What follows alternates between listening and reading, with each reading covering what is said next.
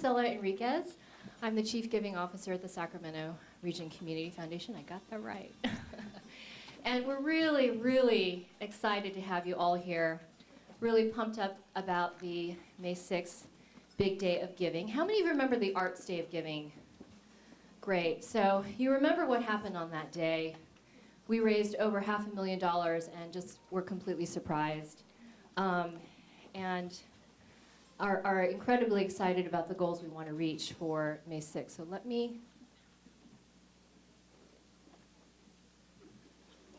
So today is the Train Your Big Dog Boot Camp. We're going to have a lot of fun with the Day of Giving acronym here. So today is so important, and I know a lot of you were asking the foundation, do I have to come? Do I have to stay for the whole day? The answer is yes. Yes, we want you to stay the whole day. We want you to walk away with the tools to reach your goals for the big day of giving. There's a lot that has to come together simultaneously. It was very hard for us to plan for the day, so hopefully we hit the ball out of the park. So the objectives are, we want you to reach a higher level of donor engagement and stewardship. And I'm just going to share a little secret. I'm a little worried about the rest of the nonprofits. The arts groups are sort of a different animal. They have to sell their product. They have to put it in a soundbite. And they actually have to earn money based upon their product. And that's a little slightly different than the rest of the nonprofits. So we really want to share a higher level of effective donor engagement and stewardship with you today.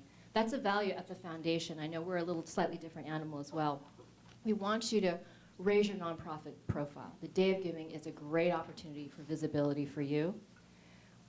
We want you to develop a tactical campaign 8 weeks out from May 6th. So believe it or not, next Tuesday, March 4th, 8 weeks.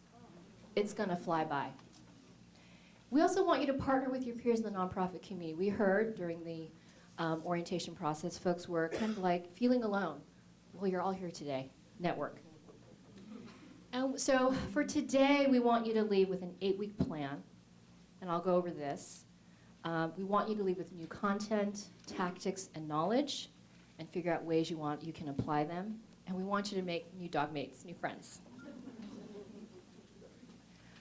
This day could not have happened without our boot camp partners. So I just have to acknowledge a number of people in the room, and I'd like for you to stand, please.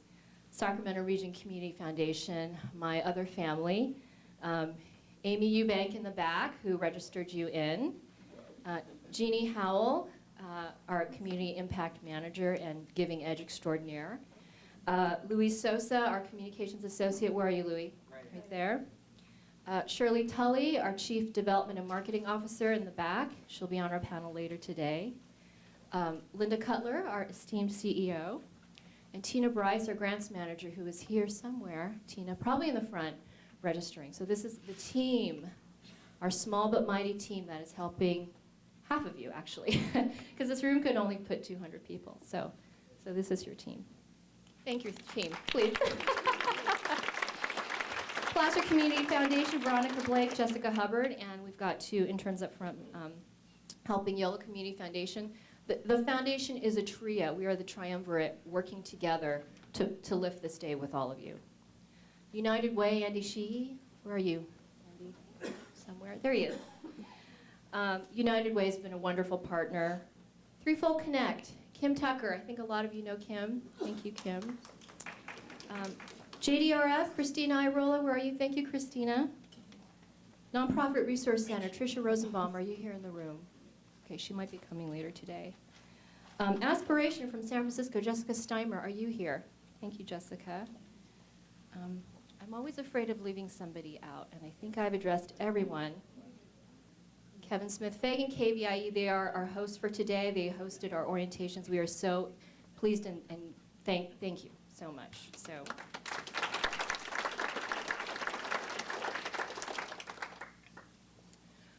A reminder of the goals for the big day, and that's why we wanted you to walk in and tell us what your goals were financially, what your goals were for new donor goals, but there are a ton of other goals that you will hear throughout the day of what the big day of giving can give to you. We've enlisted 400, we're almost there, and you'll hear that from Jeannie. We want to engage 5,000 donors, with 30% of those as new donors. So on the Arts Day of Giving, you know, we kind of entered in that as newbies, and we were astonished to have 2,600 donors participate in that day. So we're kind of doubling everything up for the Day of Giving. We want to raise $250,000 in match and prize money, and we are very, very close. And our match partners, and you will actually hear from them. It was important to the foundation. We learned from the Arts Day of Giving that the match motivated donors to give, prize money motivated the nonprofits. And I'm really excited to have 3 of our wonderful match partners here, the RCA Community Fund. The foundation is a match partner, significant match partner. Hanson McLean Advisors, that came in last night, so we were so excited to share that today. Wells Fargo and Sierra Health Foundation, and many more, which will be on our website, givelocalnow.org. But you will hear from 3 of them this morning. I want to go over the agenda quickly and then turn it over to a few more folks who want to welcome you. In this workbook, this is your tool for today to help you plan your 8-week campaign. These are the best practices we learned from the Arts Day of Giving. During the day, you will see, for example, if you turn to page 3, your first best practice is to know your audience. Take notes during the session, because for each session, each page pretty much looks the same. Best practice 2, goal setting. That's important, and it's more than just financial. 3, maximize your communication tools. This is really important. 4, engage your donors. 5, dive deeper with social media. This is an online campaign. And as we said in the orientations, if you've been talking about trying to figure out social media, now's the time. Develop and execute your plan. Best practice number 6. We will reveal the nonprofit toolkit. We've been getting lots of questions about what are the graphics, you know, how do I use this? So we'll go over that. At the end of this workbook, let's see if I find the pages. Starting on page 7, oh, their pages are different. What happened? I think we're missing, I'm sorry, we're missing week 1. But anyway, starting on, it should have been page 7, but page 8, this is your week-by-week campaign, okay? So based upon the notes you take from each best practice, we want you to think about that and think about the steps and tactics you want to use week by week. So we'll go over that as well. Okay, so before we go to Kathy Fleming, I'm going to turn this over to Kevin just to say a few words. Thanks, Priscilla. Just real briefly, I wanted to thank you for coming, welcome you to KVIE. We're really, really excited about being part of this effort as a public service organization serving the whole region, working to make our region a wonderful place, a better place. This is a great project for KVIE to be involved with. But then as a fellow nonprofit, we also are going to benefit too, and I know my colleague Heath Buckmaster, I see Heath over there in the corner, he's got the workbook out just like everybody else. I was standing in the corner looking across, and it's just like, wow, it looks like a choir. Everybody's all lined up in rows, and they have their songbooks out. And I thought, you know what? That's kind of a good analogy for this, because we all have our own mission. We all sing our own song all the time, but it's a different song for each organization. But on this one day, on May 6th, we're all going to sing the same song. And I think it's going to be loud, and I think it's going to be really beautiful. So thanks to everybody for being here and adding your voice to our common song. Have a great day.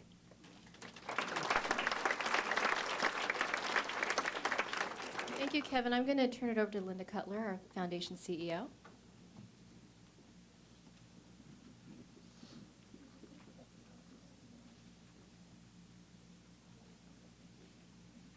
Well, thank you, Priscilla, and I just want to echo the welcome here. This has been incredibly exciting for all of us to be involved in, and I love your analogy, because I believe this day is going to be transformative for this region. You know, we've had a sort of a reputation that was based in some research that this region is not as generous as other like-sized regions. And I think we need to prove that research wrong. So I think May 6th, we're going to do that. So thank you for your involvement. Everybody's got a role. You'll be hearing today how important your role is, and we learned that in the Arts Day of Giving. And then you'll also hear about how we're going to be wrapping around global marketing, outreach, business partners. It's going to be a big day. So, but the most important, one of the most important incentives for this day is our match partners. And as Priscilla said, the foundation is a very large match partner because we're putting our money where our mouth is and our donors' money where our mouth is. But also, we learned that it's a great incentive. It's an incentive for donors to know that their dollars will be leveraged, and it's an incentive for the nonprofits to realize that, you know, the more they get out there and do what they need to do, they will be attracting additional match dollars. So it's a win-win for everyone, and it's a really important element of what we're doing. So I would like to, we have 3 of our match partners here, additional match partners, Larry Gilzine from the RCA Community Fund, Diane Littlefield from Sierra Health Foundation, and Karen Woodruff from Wells Fargo. So I'm going to ask each of them just to come up very briefly and just in a minute or two talk about why this was an inspirational opportunity for them. Okay? So Larry, do you want to start?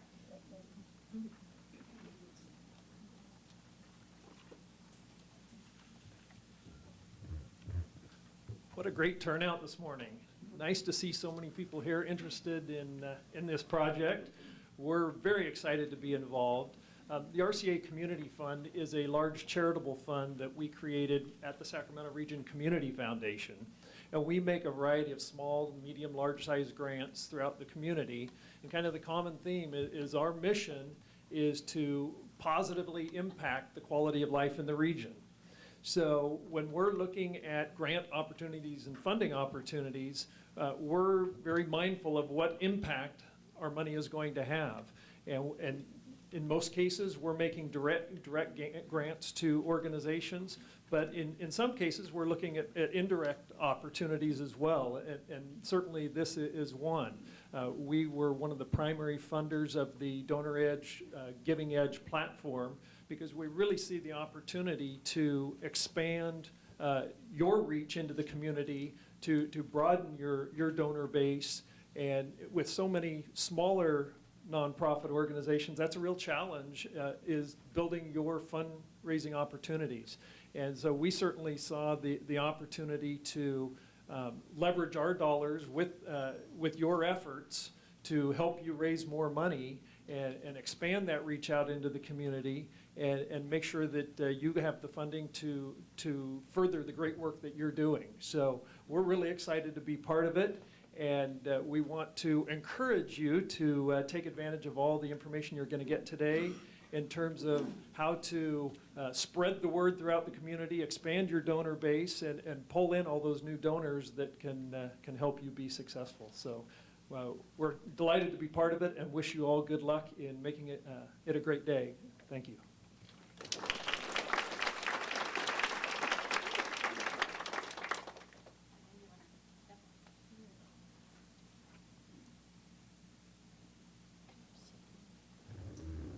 Way down. Good morning, everyone. It's also just such a delight to be here today, and I always know I'm in the right room when I don't actually recognize 95% of the faces. And in that line, I just really first want to thank the Sacramento Region Community Foundation for your leadership in pulling this together. It was so successful last year, and I just know it's going to be quadruple this year. And your leadership in really helping us leverage resources. Resources are always tight, and I've really been so impressed by this foundation's ability to leverage what they have and bring in partners who are committed, and that's all going to result in more investments in your important work. And so we're just so just delighted to be, have the opportunity to play a small role. Sierra Health Foundation, since I don't know 95% of you, is actually just up the street on Garden Highway. We're a private philanthropy focusing on health, but we also take a very broad view of health. And so we believe that having arts and education and adequate housing and a decent livable wage and healthy foods and all the things you may be working on actually improve people's health. And so you might want to check out our website. And we love working with organizations that are looking to leverage their resources and taking advantage of opportunities such as the one provided today. And also what they're providing is your ability to get your information out there in a really succinct way, helps foundations like us who aren't able to talk individually with all organizations. So it makes our jobs easier. So I want to thank the Sacramento Region Foundation for their leadership in really pulling this together for our region. So good luck today, and hope to meet more of you in the future. Thank you.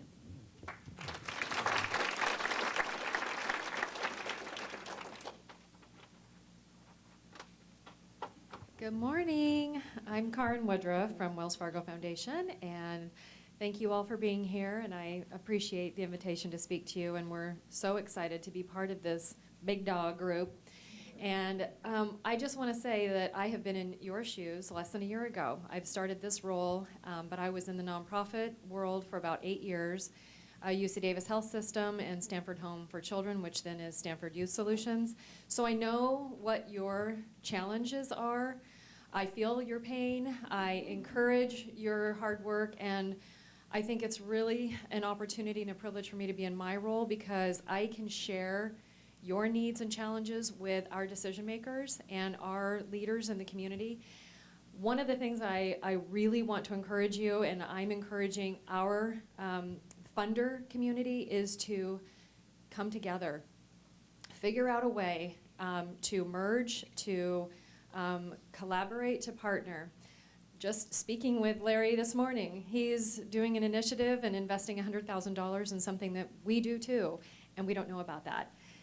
I know in your role, you're wearing so many different hats that it's really hard to reach out. It's really difficult to do social media and build new donor base and manage all of those pieces. It's really hard. And I think we on the funder side appreciate and feel it and understand how challenged your lives are. And I think on the funder side, we're starting to talk more. And I know that we're starting to build collaborations and partnerships and help you by us finding opportunities for that collaboration. And we don't want to take away your brand and take away your nonprofit, but I would have you take a serious look as to, are you sticking to your mission? And are you driving that mission in every conversation? Because I want you to match your mission to my mission. I don't want you to change your mission to try and tweak it into something that we fund. Everybody has their funding priorities, so make sure that you are clear on yours and do it with passion and conviction. You will go so much further, because if you're not committed and convicted in what you're trying to accomplish and change in your world, it's difficult for us, looking at thousands of opportunities, to connect with you. So I am thrilled that we're a part of this. I love the collaboration and partnership, and I look so much forward to seeing all this great work and rallying behind all of you. So have an awesome day, and I look forward to working with you in the future.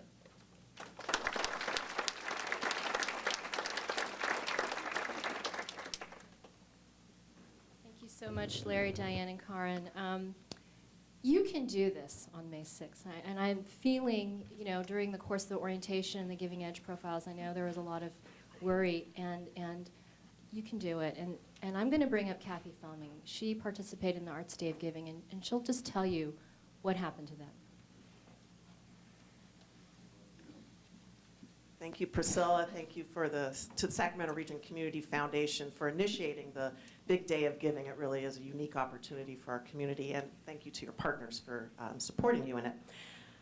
We're delighted to be partnering again this year in the Day of Giving after having some success at it last year.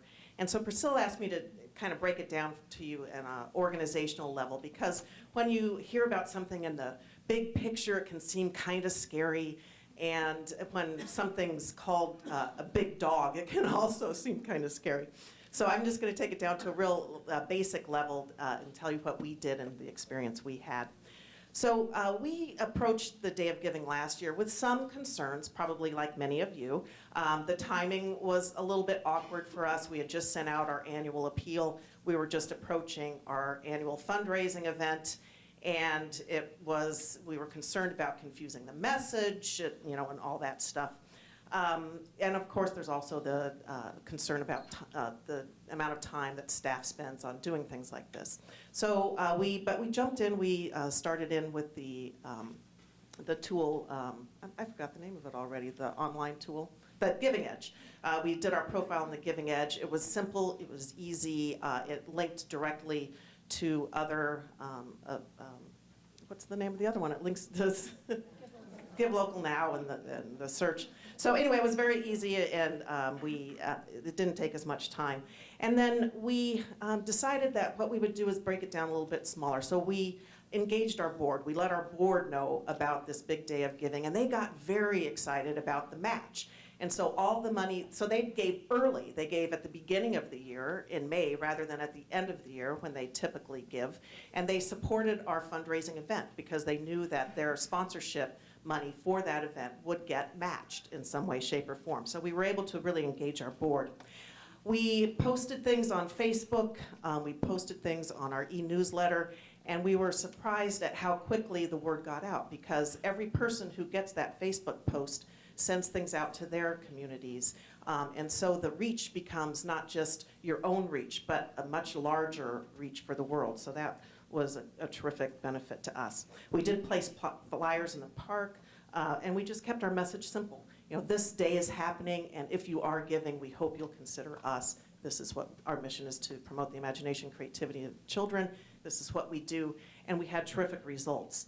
We had over 30 donors. We raised more than $4,000.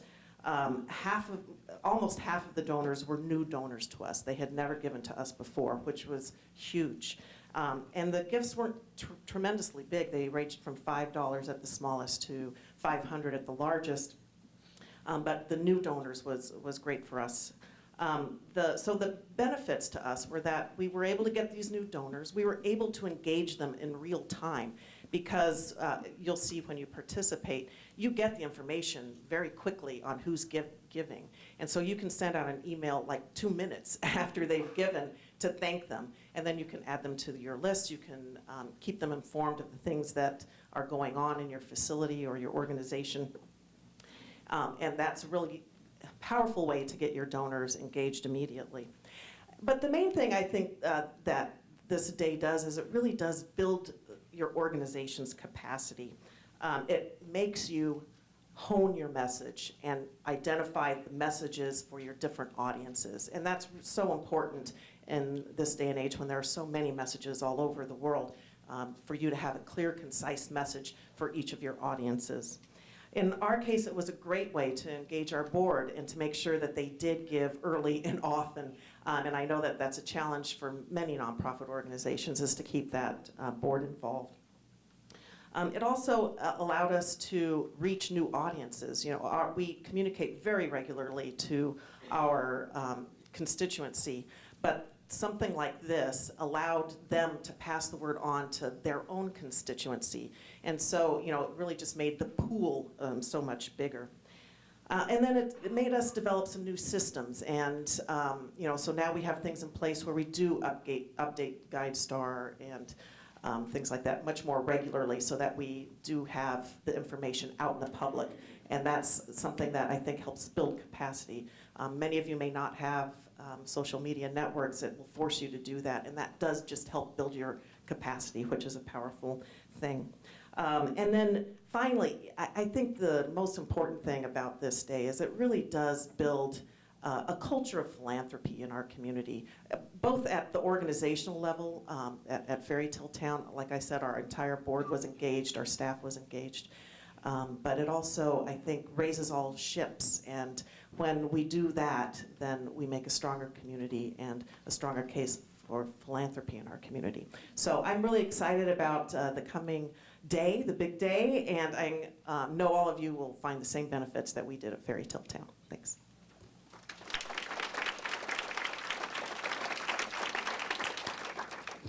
Thank you so much, Kathy. We're on to the next agenda item, and I'm going to turn it over to Jeannie Howell, who has been working extraordinarily hard to get your Giving Edge profiles updated. I also want to thank all of you for taking the time to upload the information, and it's a powerful tool. I know it's hard for you to see that at this point, but Jeannie will actually demonstrate and show you and talk about it a little bit. So.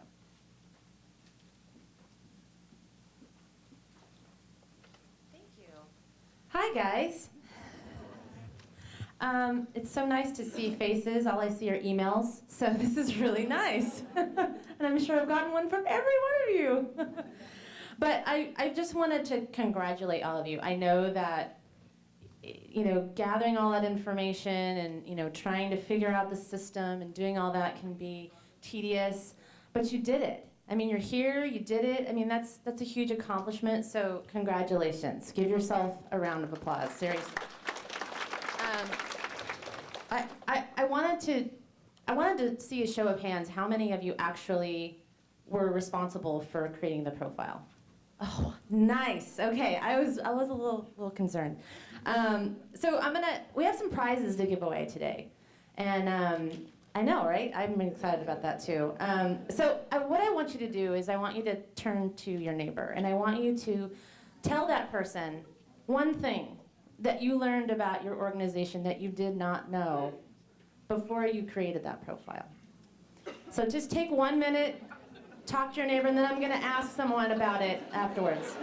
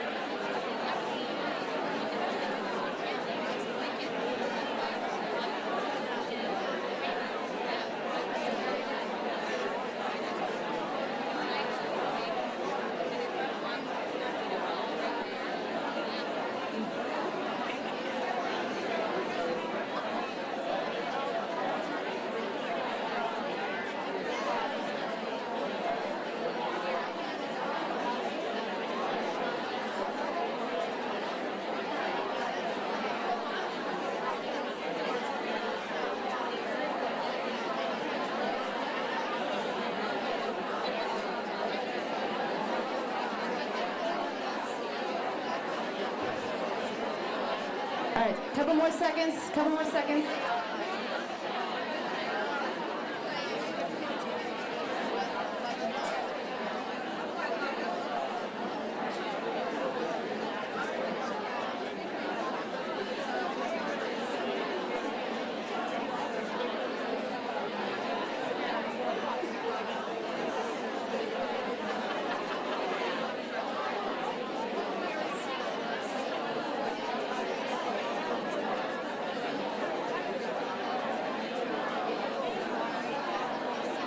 Okay, wrap it up.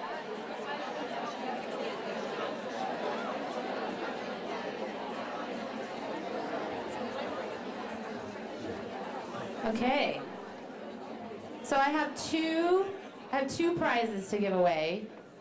And I want to hear one really astonishing thing here. I want to hear a really great story. So who has one that they want to share and they want to win something? Someone raise their hand. Melissa.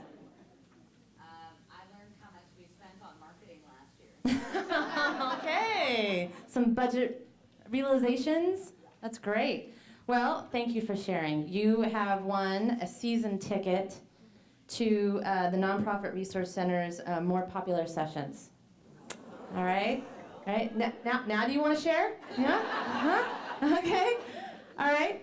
Marlene? I learned that our Guide Star profile was woefully outdated, and that someone actually has to go in there and make sure that those updates are done on a regular, consistent basis. Excellent. Did you guys hear that? So for those in the back, she said that she realized was that their Guide Star profile, which is similar to Giving Edge, was woefully outdated, and that someone has to go in there and keep that stuff updated. It's a really great point. So, Marlene, you also have won a season ticket provided thanks to the Nonprofit Resource Center to their more popular sessions.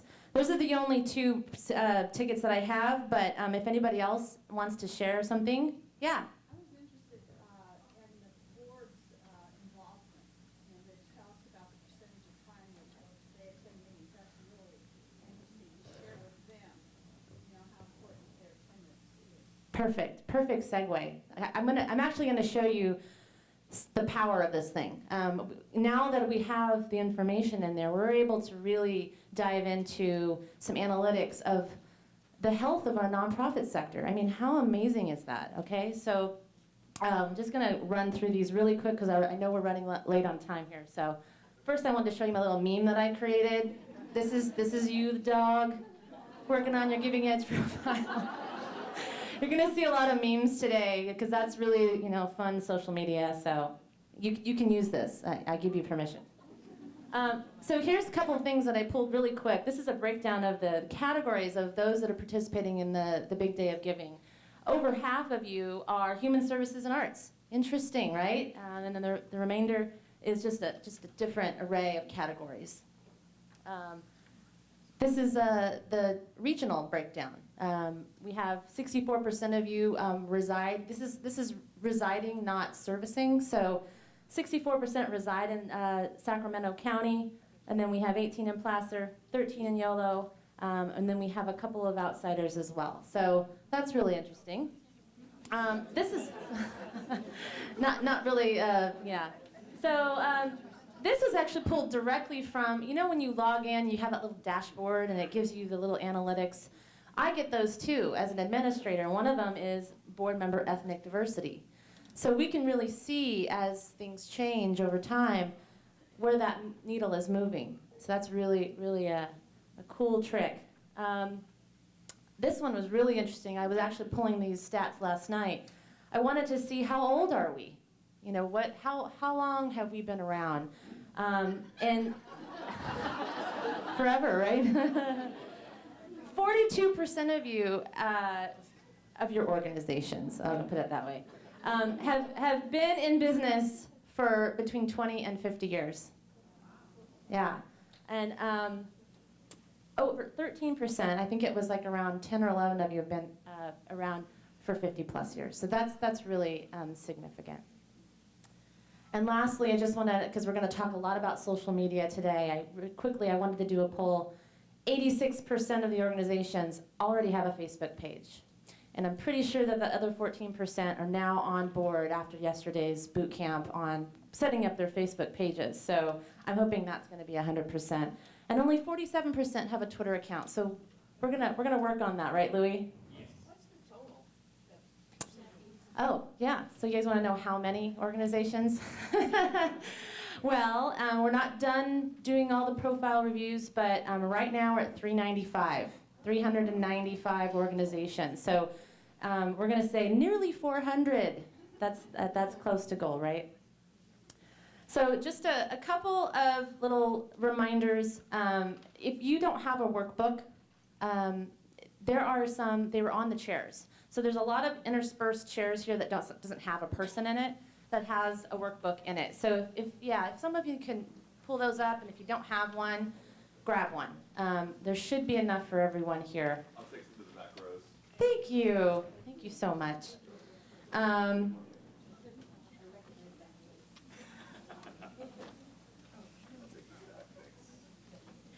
Lastly, I just want to say really quickly the role of the Giving Edge in the Big Day of Giving. There's been a lot of confusion about what its role is. Is it the donation portal? What is it going to do? It's not the donation portal on May 6th. So just remember that. It is information only on May 6th, okay? So when you're getting your campaign together and you're going to be linking and you're going to be doing stuff, you're not going to be telling people to go to your Giving Edge profile to give to you on May 6th. You're going to tell people to go to givelocalnow.org to give to you on May 6th, okay? So just make that distinction. Now, the great thing about the Giving Edge is that every other day of the year, it can be a donation portal. So That's where the confusion lies. But on May 6th, we'll turn off that capability so that donors don't get confused, okay? So just so you know. But what you can do is let the folks know that you have a profile, go and learn about your organization, have them take a look, and if they want to give to you now, they can through that portal. And it really is going to transform this entire sector. I'm really excited. I'm really excited for the big day, obviously, but I'm really excited to see this thing grow and be really useful to donors, to funders, and to you guys. So I'm looking forward to the rest of the day. Thank you, guys.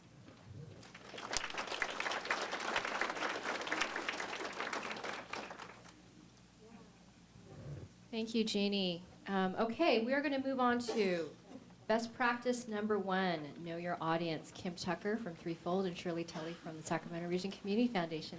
Thank you. Hi, everybody. Hi.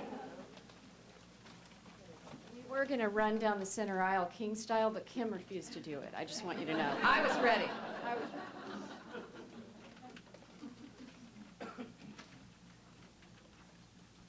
Can you hear us? Thanks so much for getting up and coming here today. We really appreciate it.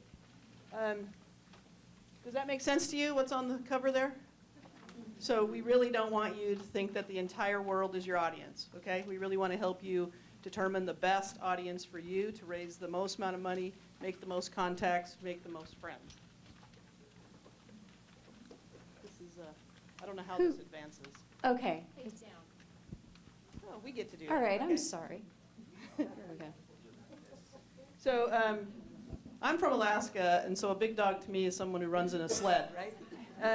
And I think this is a great visual for today. That's Shirley and me. This is Kim. I'm the darker one.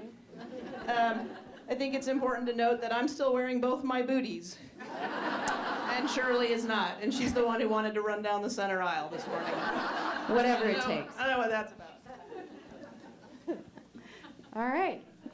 So we wanted to get you thinking really deeply about who your audience is. It seems so obvious, but you're here today to really open up your thinking. And by the way, can you hear me in the back? I'm getting a weird echo. Is that good? Okay. All right. So first of all, we want to talk about an audience that you may not have thought of in terms of donors on the big day, and that's the people who deliver your service. So your staff, your volunteers, your board, your partners of every kind. These are what we call the people who have a vested interest.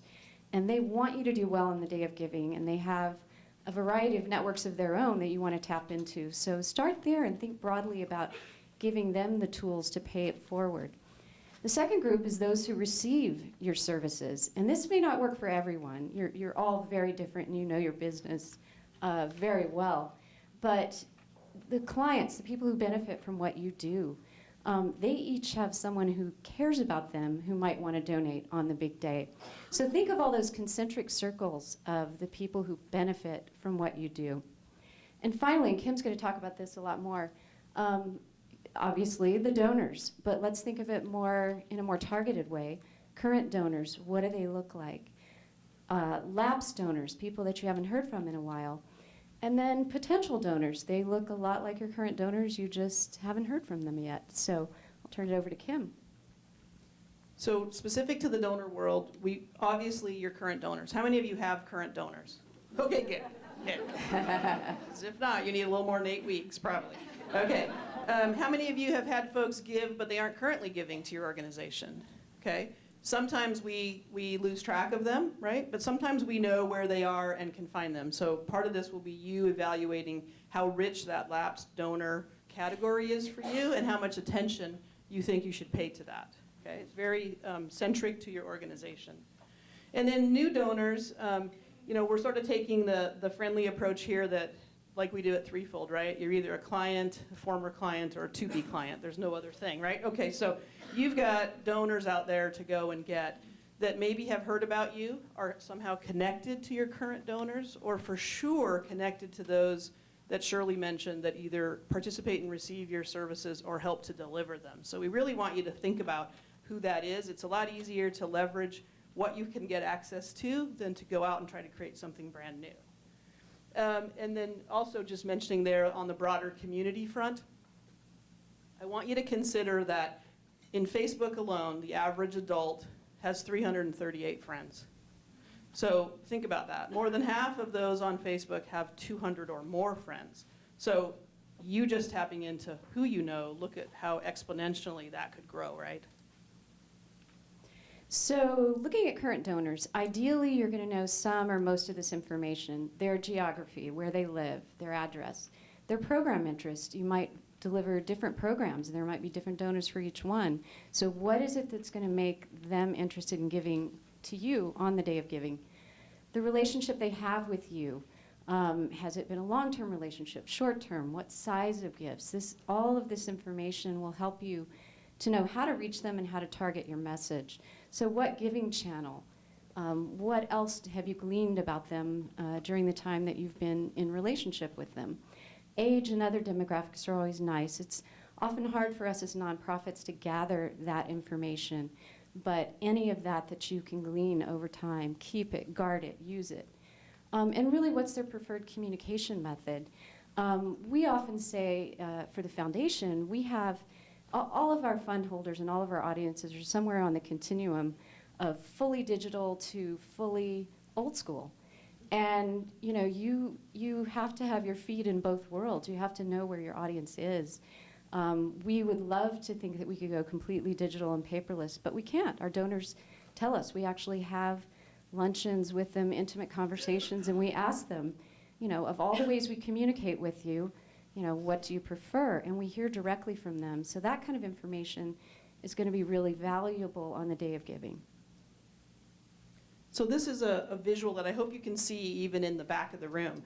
But thinking about those who help deliver, receive, and or support in some way, made up of some of those bubbles that you see on the left.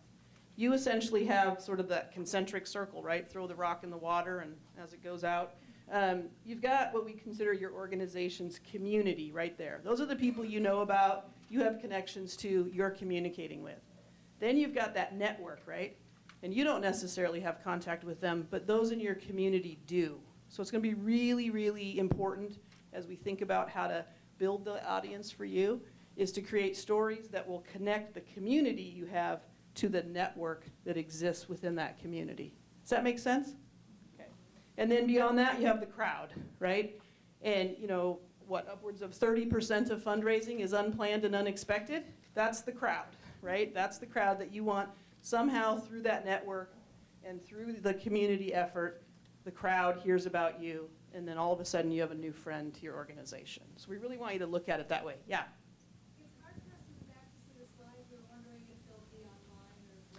I think so, yeah. And this, as it turns out, is our draft presentation, so you're going to have a lot of fun at the end when the pictures don't show up, too. So we'll put the real one online. How's that? Is there a way you can raise the frame up higher on the screen? Notice I immediately looked to someone younger than myself. How's that? There's generational philanthropy right there.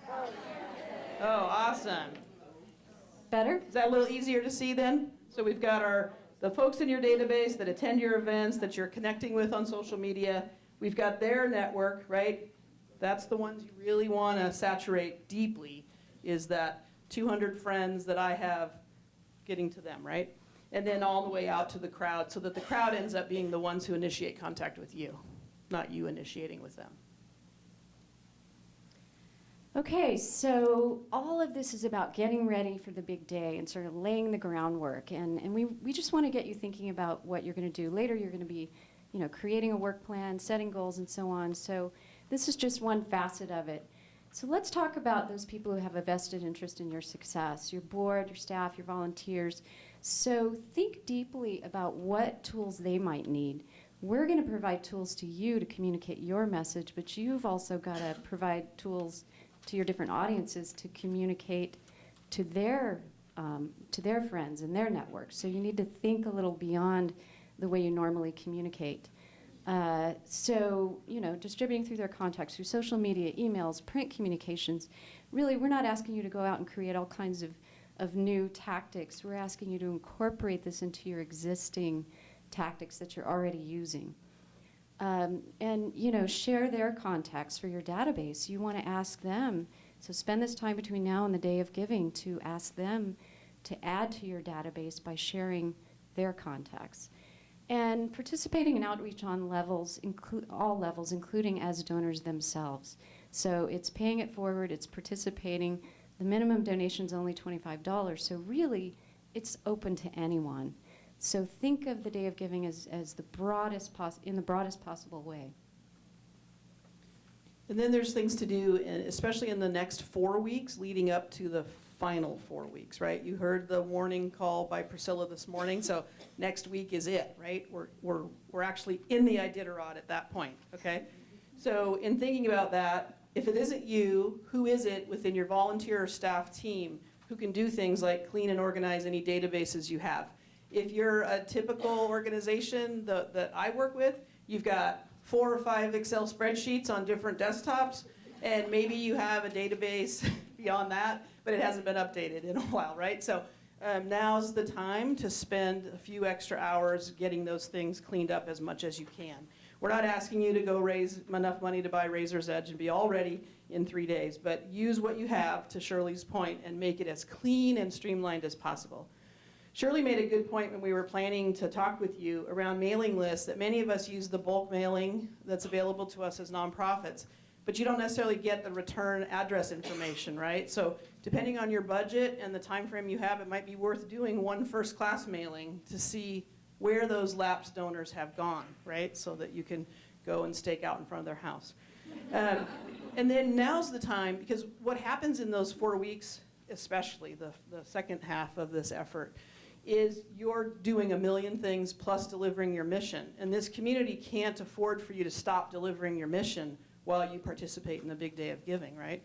So if you could do more of this up front and create what we in our industry might call a little bit of an editorial calendar, right? A little planning, and start collecting stories. Chances are one story could be broken up in parts that would be a series of posts on social media. The full thing could be a part of your print outreach, right? And then any kind of presentation, so preparing your board members and volunteers and whoever serves as ambassadors for you with tidbits that they can then talk about, right?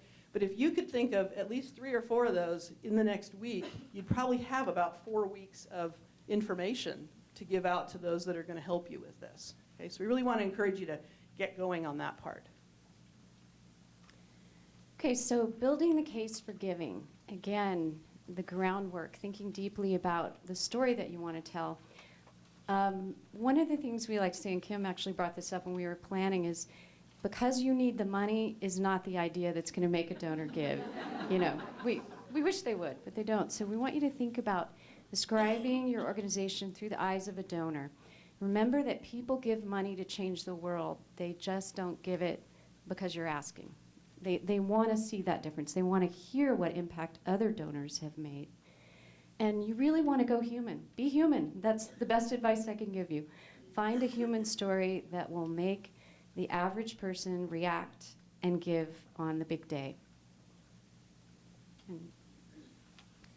We wanted to give you some questions to be thinking about. You have that workbook, and under your best practice number 1, and you know they put the superstars in number 1, right? So, but if you can't determine your audience, you really can't do anything else successfully, which is why it's first. So I want you to think about these questions and frame some of your tactics to reaching them by answering those questions, right? So what is different about the world because you're in it as an organization?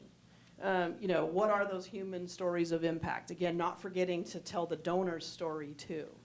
And then what kind of visuals, right? So we have a much more fun series of photos to show you that you'll get later.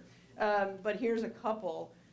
We've all seen, and Thrive is, if anyone's here in the Kaiser organization, kudos to you. It's one of the most successful healthcare national ad campaigns there is. But it seems pretty clear that they didn't have to say too much in that visual, right? They put the right picture, the right setting, and they have very few words. So we really want to encourage you. I had an editor once tell me, Kim, just cut every 3rd word. That was a way to shorten what I had to say. Do something so that you get right to the nugget there, right? Get the emotional pull. We talk about in fundraising that you go from the head to the heart to the wallet. Goes right down the body. And that's what you want some of your messaging to do for you, okay? And you have time now to be gathering some of these photos. The Day of Giving is going to go very fast. The tagline's 24 hours to give where your heart is. So be gathering those stories that communicate your impact, with one visual and very few words. So we were really inspired by these, and we were hoping you would be too. And they're just great examples. And sure, they probably used really highly paid advertising agencies, but there's enough creativity in this room. You can come up with these kinds of messages too. So I don't know if you can read this, but over here, Kaiser again, bun, meat oven. Aw. So, American Cancer Society, I love this one. This tagline alone, even without an image, official sponsor of birthdays. Everybody has someone who's been affected by cancer. Everyone can relate to this. Kit Kat, it's just a powerful message about how great that candy bar is. It just disappears. I don't know if everyone can read this. Ready to quit? Clever. With all the work that you do, I mean, when I look in this audience, the breadth of impact to this community that you have, you're going to be able to come up with some great things. I just like that because that's the breed of dog that I have. We mostly want you to have some fun with it, okay? I don't encourage anyone rolling in dead squirrels. Mine likes to find skunks, and it's never fun. But seriously, we need you to really show the culture, life, and heart of your organization in your messaging to whatever audience you pick. We want it to be very clear that those who engage with you and that you broadcast about truly love what you do, either because they've received something that has changed their lives, because ultimately that is your product, right? You change lives, and you want to drive to that. And you cannot stop. So you must be consistent. You have to keep barking. Don't get annoying, of course, and get feedback so that you understand that consistency is key to your donor community engaging with you and finding value in what you're saying, okay? And you can avoid being annoying, as Kim said. I don't think you're annoying, but you can avoid that by being creative. This is really an opportunity for you to think out of your normal constraints. At the foundation, we have a certain brand, a certain image. I'm sure each of you has a brand that you adhere to and all your communications wrap around. But this is a chance to get a little bit out there and think deeply, use powerful images and few words. And I know you'll be very successful on the day. So those are just the things Kim and I wanted to leave you with. Definitely have fun with this. It's a great opportunity, and we look forward. We get really energized, especially during the Arts Day of Giving, when we saw what everyone did with this opportunity. So imagine 400 organizations doing it versus 78. It's going to be amazing. Thank you so much, and I believe we have a prize to give away. I don't know if we can top that last prize, though. Yeah, I'm not sure. What is the prize? Okay, you have. We have a best-selling book to give away. Right? I'm in marketing. It doesn't have to be true, right? Okay. No, absolutely. I'm sure it is. Okay, the book is called Make It Stick. Is that it? Make It That's Stick. appropriate. Huh. That's awesome. Anybody read it? Made to Stick by Chip Heath? Okay. Good. Great book? Okay. Awesome. All right. You don't get to win it, though. So what we want you to do to win the book is think for a minute and share with us your best story of audience development. How have you grown your audience? What's the one quick thing you want to share with this group?